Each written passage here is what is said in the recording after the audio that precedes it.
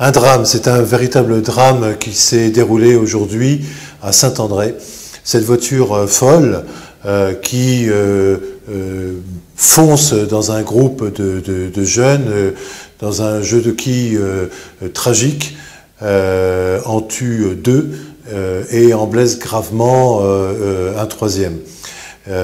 Une fois de plus, ce drame de la route ne fait pas que alimenter les statistiques des accidents mortels à La Réunion. Bon an, mal an, on n'arrive pas à descendre sous la cinquantaine de morts, de gens tués sur la route, que ce soit sur un deux roues, que ce soit dans une voiture, que ce soit les piétons. C'est pas ça, c'est d'abord un drame humain, c'est d'abord cette prise de conscience qui devrait tous nous animer que dès lors qu'on prend une voiture, on a potentiellement une arme entre les mains, une arme qui peut tuer, qui peut blesser gravement.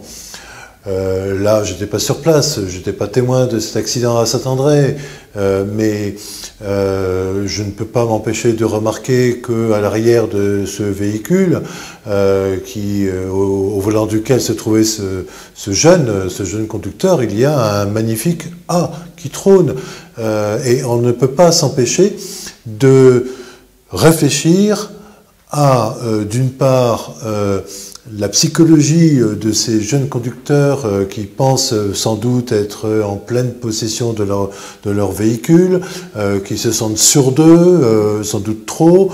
On ne peut pas s'empêcher aussi, en tout cas moi, de réfléchir à l'apprentissage de la conduite.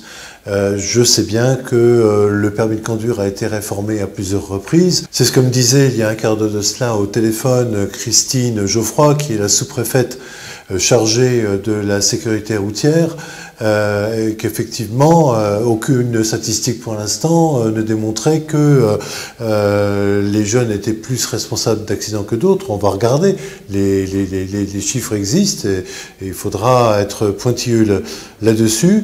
Elle relevait également le fait que le permis de conduire a été réformé à plusieurs reprises, que le permis à points a été instauré, que les contrôles sont renforcés sur les routes et que malgré tout, on bute sur ce problème de comportement et de comportement individuel.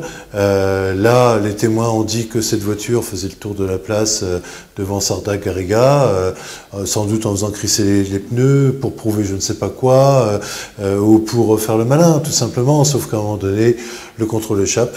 Et comme dans un jeu de quilles mortel, eh bien, va percuter un groupe de jeunes qui n'avaient rien demandé.